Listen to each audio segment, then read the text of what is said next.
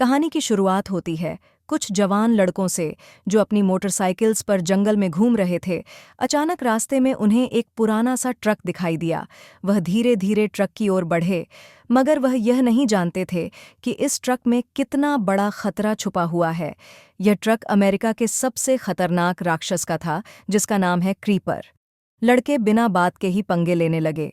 Look नाम के एक लड़के ने पत्थर उठाकर ट्रक के शीशे पर दे मारा, लेकिन इस खतरनाक ट्रक में कोई मामूली कांच नहीं था, बल्कि पत्थर तो कांच से लगकर वापस लूक के सर पर आ लगा। वहीं दूसरी ओर कर्क नाम के एक लड़के ने छानबीन करते हुए ट्रक का पिछला दरवाज़ा खोल दिया, और अंदर देखते ही सबकी हालत पतली हो गई। अंदर एक सफ़ेद बैग था, जिससे साफ पता चल रहा था कि उसके अंदर किसी इंसान की लाश है। अब कर्क उसे देखने आगे बढ़ा तो उसे बहुत तेज स्मेल आई, और जैसे ही वो पीछे हटा तो अचानक बहुत तेजी से ट्रक का दरवाज़ा बंद हो गया। यह देखकर वो सभी बेहद डर गए और तुरंत अपनी मोटरसाइकिल्स पर भाग निकले। तभी अचानक ट्रक के पीछे से तेज धार रफ्तार में एक रस्सी निकली, जिसके सिरे पर नुकीला चाकू लगा हुआ था। वह सीधा कर्क की टांग में जा लगा। खुशकिस्मती से उसके दोस्तों ने उसका साथ नहीं छोड़ा। फिर उन्होंने मदद के लिए किसी को फ़ोन करने की कोशिश की, मगर जंगल में सिग्नल ही नहीं था। उन्होंने अपने हाथों से कर्क की टांग में लगा चाकू निकालने की कोशिश की, मगर वह बहुत ही अंदर तक घुसा हुआ था। लेकिन इससे बुरा तो तब हुआ जब रस्सी अपने आप कर्क को पीछे खींचने लगी। तब लाल मोटरसाइकिल वाला तो भाग निकला, मगर बाकी दो दोस्त अब भी कर्क के साथ थे। कुछ ही पलों में कर्क पीछे खींचता हुआ ट्रक तक आ गया था। कर्क बेहद डरा हुआ था और उसने अपने दोस्तों से कहीं से मदद ढूंढने को कहा, तो अचानक ऊपर से कुछ आवाज़ आई और आसमान से एक लाश जमीन पर आ गिरी। एक विशाल राक्षस अपने पंख फड़फड़ा हुआ ट्रक की छत पर आ खड़ा हुआ। उसे देखते ही बाकी दो दोस्त भी घबराकर भाग पड़े। इधर क्रीपर जमीन पर आया और ट्रक का पिछला दरवाज़ा खोला। फिर उसने अपना हाथ उठाया तो अचानक एक भाला उसके हाथ में आ गया। क्रीपर ने भाग रहे लड़कों पर निशाना साधा और एक ही निशाने में भाला दोनों के शरीर के आर पार हो गया। कुछ देर दर्द में करहाने के बाद उनकी मौत हो गई। इसके बाद क्रीपर ने अपना भाला निकालकर वापस ट्रक में रखा और अपने अगले शिकार को ढूंढने की तैयारी करने लगा। पर तभी अचानक उसे तेज सुगंध आई। यह कर्क का चौथा दोस्त था, जो पहले ही भाग निकला था। क्रीपर ने अपनी सूंघने की शक्ति से उसे भी मार गिराया। फिर हमें पता चलता है कि ये क्रीपर हर 23 साल बाद जागता है और पूरे 23 दिन के लिए वहशी दरिंदा बनकर इंसानों का शिकार करता है। इसके थोड़ी देर बाद पुलिस को क्रीपर का ट्रक मिला, तो उन्होंने पीछे का दरवाज़ा खुला, जहां उन्हें कई सारी लाशें मिलीं। इस खटारा ट्रक में ना जाने कितनों की गली सड़ी लाशें और कंकाल पड़े थे, जिन्हें देखकर ऑफिसर्स का खून सूख गया। फिर एक ऑफिसर ने और छानबीन के लिए अंदर हाथ डाला और अचानक वहीं शिकंजा तेजी से आगे गिरा, जिससे ऑफिसर की बाजू कट गई। किसी ने भी यह नहीं सोचा था कि इस पुराने ट्रक में इतने जाल छुपे होंगे, और यह सब देखकर शेरिफ डेविड काफ़ी निराश था। उसी समय और पुलिस की गाड़ियां वहां आईं, और तब हमें पता चला कि सरकार ने इस क्रीपर को पकड़ने के लिए एक खास स्क्वाड बनाया था, और इस टीम का लीडर था कैप्टन डैन। इधर डैन और डेविड केस के बारे में बातचीत कर रहे थे, और उधर बाकी ऑफिसर्स ट्रक का दरवाज़ा खोलने में लगे थे। तभी अचानक ट्रक से चाकू वाली रस्सी ने तेज़ी से हमला किया, जिससे डैन मरते मरते बचा। इस खौफनाक मंजर को देखकर सब काफ़ी डर गए, और अब किसी की भी उस ट्रक के पास जाने की हिम्मत नहीं हो रही थी। फिर थोड़ी देर बाद डेविड ने डैन को अकेले में ले जाकर बताया कि क्रीपर ने अब तक 3 ऑफिसर्स और कई आम लोगों की जान ले ली है। तभी कुछ ऑफिसर्स ने उन्हें खबर दी कि क्रीपर के ट्रक को टो कर लिया गया है।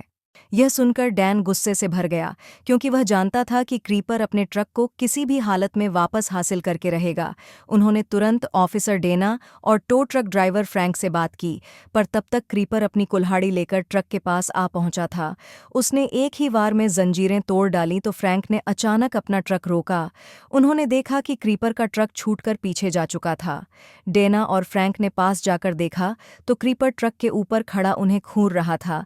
तब उन्हें पता चला कि यह ट्रक अपने आप बिना किसी ड्राइवर के चल सकता था। अब क्रीपर को अपना ट्रक मिल गया था, इसीलिए वो उन्हें बिना नुकसान पहुंचाए हंसते हुए वहां से चला गया। डेना और फ्रैंक को लगा कि उनकी जान बच गई, पर कुछ ही पलों में उन्होंने देखा कि क्रीपर का ट्रक वापस लौट आया था। इस वक्त फ्रैंक हद से ज्यादा डरा हुआ था और अब ट्रक थोड़ी दूर आकर रुक गया, मगर क्रीपर कहीं दिखाई नहीं दे रहा था। तो अचानक क्रीपर हवा से फ्रैंक के ऊपर कूद पड़ा। डेना ने तुरंत उस पर अपनी बंदूक तान दी, पर क्रीपर ने उसे देखकर इशारा किया, जिससे वह समझ गई कि इस बंदूक से क्रीपर का कुछ नहीं बिगड़ने वाला। अब क्रीपर उसकी आंखों के सामने से फ्रैंक को उड़ा कर ले गया। जल्द ही डैन और डेविड वहां पहुंचे तो उन्होंने देखा कि डैन ड्राइवर सीट में दुपक कर बैठी थी। इसके बाद अगली सुबह हम देखते हैं कि एक कौवा एक घर के दरवाजे पर आ बैठा था और फिर एक बूढ़ी औरत घर से बाहर निकली। तब एक इंसान ने उसे हाथ के इशारे से बुलाया। इस औरत का नाम गिलन था और वह इस इंसान को देखकर काफी दुखी थी। असल में यह कोई इंसान नहीं, बल्कि उसके मर चुके बेटे केनी की आत्मा थी। असल में आज से 23 साल पहले जब क्रीपर आया था तो केनी ने क्रीपर को एक आदमी को अगवा करते देख लिया था। केनी तुरंत अपनी गाड़ी से बाहर आकर उसे ढूंढने लगा तो अचानक आसमान से कटा हुआ हाथ उसके सामने आ गिरा। यह किसी और का नहीं बल्कि क्रीपर का ही हाथ था और वो कटने के बाद भी हिल-डुल रहा था। अब केनी ने उसे उठाया और घर के सामने वाले पेड़ के नीचे उस हाथ को दफना दिया।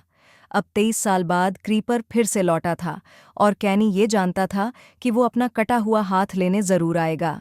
केनी की आत्मा ने अपनी माँ को उसकी भतीजी एडिसन के साथ शहर छोड़ देने को कहा, नहीं तो वह क्रीपर का अगला शिकार होंगे। अगले दिन एडिसन अपने घोड़े के लिए चारा लेने दुकान पर गई, मगर उनका पहले ही काफी उधार बाकी था, इसलिए दुकानदार ने उसे चारा देने से इनकार कर दिया। अब एडिसन निराश होकर घर वापस जाने लगी तो दुकानदार के बेटे बड़ी को उस पर तरस आ गया। बड़ी काफी समय पहले से एडिसन को पसंद करता था, इसलिए उसने खुद ही एडिसन की मदद करने का फैसला किया। वो अपने पिता की मंजूरी के बिना ही एडिसन के घोड़े के लिए काफी सारा चारा ले आया। यह देखकर एडिसन थोड़ी शर्मिंदा हुई, पर उसने चारा ले लिया। उसने बड़ी से वादा किया कि वो जल्द ही उसके सारे पैसे लौटा देगी। इसके बाद बड़ी एडिसन के साथ तबेले में चारा रखवा नहीं गया। रास्ते में एक खेत में उन्होंने कई घोड़ों को डर के मारे भागता देखा। तब बड़ी ने बाहर निकलकर देखा कि खेत का मालिक काफी घबराया हुआ था। मजदूर एक टैंक के नीचे छुपे हुए थे। ऐसा लग रहा था मानो उन्होंने कोई खौफनाक मंजर देख लिया हो। फिर खेत के मालिक ने बड़ी को तुरंत पुलिस को फोन करने को कहा।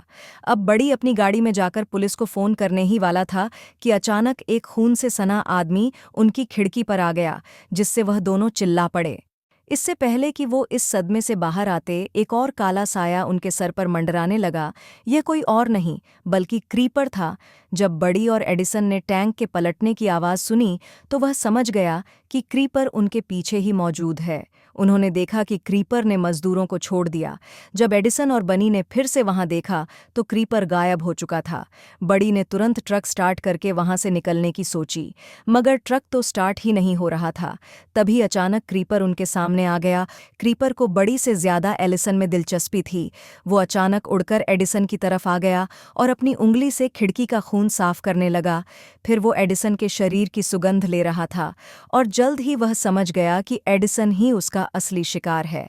वह खुशी में चिल्ला उठा, जिससे खिड़की का कांच तक चकनाचूर हो गया। फिर उसने एक ही बार में खिड़की तोड़कर ट्रक को गिरा दिया और एडिसन को दबोच लिया। फिर हम देखते हैं कि क्रीपर ने एडिसन को मारा नहीं, बल्कि उसे अपने ट्रक के पिछले हिस्से में फेंक दिया और खुद अगले शिकार पर निकल गया। तब वहां एडिसन की नज़र कर्क पर पड़ी। यह वही लड़का था जो शुरुआत में ट्रक के चाकू से जख्मी हो गया था। वो दोनों एक छोटे से टाउन से थे, इसीलिए उन्होंने ने एक दूसरे को पहचान लिया। फिर उन्होंने क्रीपर के वापस लौटने से पहले ही भाग निकलने का प्लान बनाया। कर्क जानता था कि पिछले दरवाजे पर तो झाल पिछा हुआ है, इसीलिए उसने आगे के दरवाजे से निकलने का सोचा, मगर वह यह नहीं जानता था कि आगे की सीट पर भी ऐसा ही खतरा मंडरा रहा था। जैसे ही कर्क ने हैंडल को छुआ तो साइड से तेज रफ्तार में एक भाला निकला, जो सीधा कर्क के सर के आर पार हो गया। यह देखकर एडिसन का खून सूख गया और वो वहीं जमी रह गई। वहीं दूसरी ओर खेत में गिलन अब भी यही पता लगाने की कोशिश कर रही थी कि 23 साल पहले उसके बेटे के साथ क्या हुआ था। उसने कैनी की आत्मा की एक ना सुनी और जमीन में गड़ा हुआ क्रीपर का हाथ बाहर निकाल लिया। उसने हाथ को टेबल पर रखा तो उसने देखा कि वह हाथ अब भी हिल रहा था। फिर गिलन ने घबराते हुए धीरे धीरे अपना हाथ उसकी ओर बढ़ाया।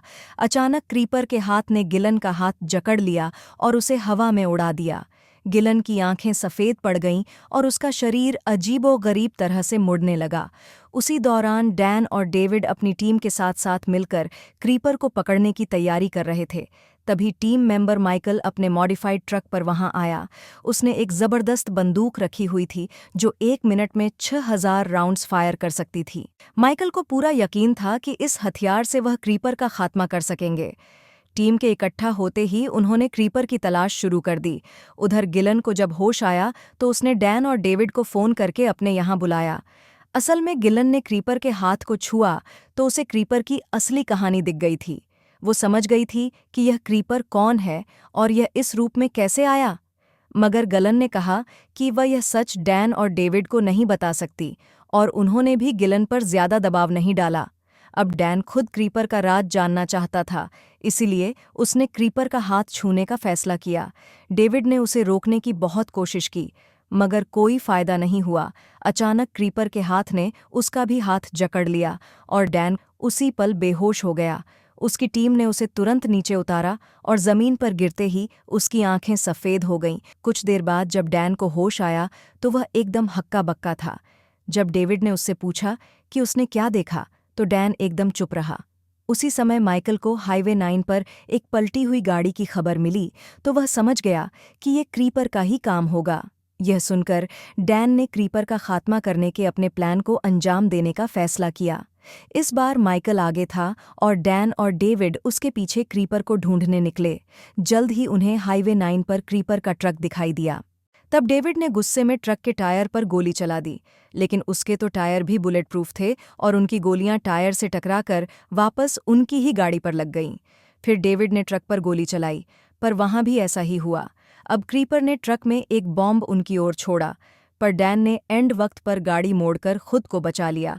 लेकिन इस बॉम्ब में तो ट्रैकिंग सिस्टम था और वो एक बार फिर उनकी ओर आने लगा। तब डेविड ने दिमाग लगाया और पहले ही बॉम्ब पर गोली चला दी, जिससे वह रास्ते में ही फट गया। तभी माइकल दूसरी ओर से आया और वो अपनी खास बंदूक से क्रीपर का खात्मा करने को तैयार था। ये देखकर डैन घबरा गया और उसने तुरंत माइकल को रेडियो पर कहा कि वह गोलियां ना चलाए, लेकिन माइकल को डैन की आवाज़ सुनाई नहीं दी और उसने अपनी बंदूक से हमला बोल दिया। जिसका डर था वही हुआ और सारी गोलियां टकराकर उन्हें ही आ लगीं और माइकल और उसके ड्राइवर की मौके पर ही मौत हो गई।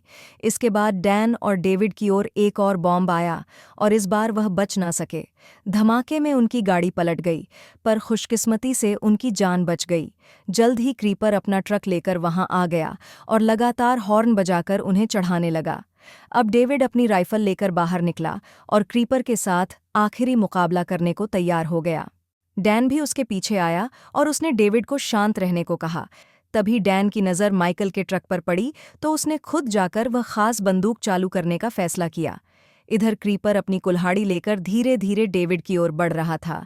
डेविड ने गोली चलाई, लेकिन क्रीपर ने अपनी कुल्हाड़ी से गोली रोक दी।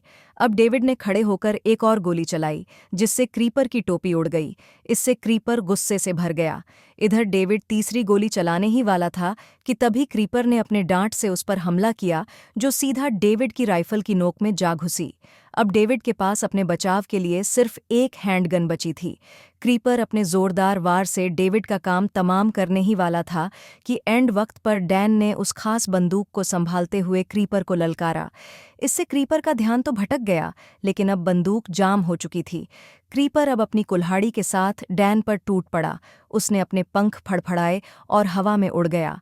उसी पर डैन को यह लग रहा था कि अब तो नहीं बचने वाला, लेकिन उस मुसीबत भरी घड़ी में डैन ने अपनी पूरी ताकत लगाकर गन को ठीक करके उड़ते हुए क्रीपर पर निशाना लगा दिया। गोलियां बरसने लगीं, लेकिन इतनी बड़ी गोलियों का भी उस पर कोई असर नहीं हुआ और क्रीपर मौका मिलते ही उस पर झपटा। दूर से डेविड ने देखा कि क्रीपर ने अपनी कुल्हाड़ी से डैन का सर काट डाला। जैसे जैसे रात ढलने लगी, गिलन को पक्का यकीन था कि क्रीपर आने वाला है। अचानक बाहर हेडलाइट्स दिखी। गिलन को लगा कि वो क्रीपर ही है, लेकिन दरवाज़ा खोलने पर उसे बड़ी मिला, जिसने बताया कि उसकी पोती एडिसन को क्रीपर ले गया। इधर ट्रक के कार्गो एरिया में फंसी एडिसन ने अचानक बाहर शोर सुना और वो जल्दी से एक सफ़ेद चादर के नीचे छुप गई और मरने का नाटक करने लगी। लेकिन क्रीपर ने आते ही चादर हटा दी और एडिसन को पकड़ लिया। अब वह उसे खाने की तैयारी कर रहा था, लेकिन जैसे ही क्रीपर चाकू लेने के लिए मुड़ा, एडिसन मौका मिलते ही पीछे हटकर छुप गई। जैसे ही क्रीपर ने एडिसन को फिर से पकड़ा, उसने बड़ी चतुराई से पैसेंजर सीट पर लगे ट्रैप को एक्टिवेट कर दिया, जिससे एक भाला क्रीपर के सर में घुस गया। क्रीपर ने भयानक चीख मारी, क्योंकि इस हमले में उसकी एक आंख तक निकल गई थी। मौका देखकर एडिसन ने खुद को छुड़ाया और ट्रैप से बचते हुए ट्रक से बाहर कूद गई। क्रीपर ने उसका पीछा करने की बहुत कोशिश की। पता चला कि डैन ने अपनी बंदूक से उसके एक पंख को उड़ा दिया था, लेकिन उठते ही क्रीपर ने भाग रही एडिसन की तरफ एक डार्ट फेंका, लेकिन वह एक पत्थर से टकराकर गिर गई, जिस वजह से वह डार्ट उससे कुछ इंचेज से चूक गया। अब गुस्से से भरे क्रीपर ने रस्सी से जुड़ा हुआ वह चाकू उठाया। सिर्फ एक आंख होने की वजह से उसे निशाना लगाने में बहुत मुश्किल हो रही थी। क्रीपर ने अपनी पूरी ताकत से चाकू फेंका, लेकिन वह चूक गया। निशाना एडिसन की जैकेट पर पड़ा, जिससे वो जमीन पर गिर गई। क्रीपर ने अपनी कुल्हाड़ी उठाई और उसकी तरफ दौड़ने लगा। जैसे ही वो एडिसन को पकड़ने वाला था, सामने से आ रहे एक ट्रक ने क्रीपर को टक्कर मारकर उसकी जान बचाई। एडिसन उठी और बिना पीछे देखे भाग निकली। उसने अपना गुस्सा ट्रक ड्राइवर पर निकाला और उसे मारकर अपनी चोटें ठीक की। क्रीपर फिर एडिसन के घर अपना कटा हुआ हाथ लेने गया। उसे हाथ जमीन पर मिला, जिसे गिल्लन ने एक चिढ़ाने वाले मैसेज के साथ छोड़ा था। उस पर लिखा था कि मैं जानती हूँ तुम क्या हो। ये पढ़कर क्रीपर को इतना गुस्सा आया कि उसने हाथ को चूर चूर कर दिया। उसके पास इंसानों का शिकार करने के लिए सिर्फ 23 ही दिन का समय था, और अब बहुत जल्द उसे 23 साल की नींद के लिए जाना होगा। इसी बीच बड़ी मुश्किलों से बची एडिसन को बड़ी और उसकी दादी मिल गए। आखिर में बड़ी और एडिसन ने एक दूसरे को गले लगाकर अपने प्यार का इजहार किया। इसी के साथ इस अजीबोगरीब मूवी का एंड हो जाता है। अगर आपको हमारी एक्सप्लेनेशन अच्छी लगी हो तो हमारे वीडियो को लाइक करें, और अगर चैनल पर नए हो तो हमें सब्सक्राइब करें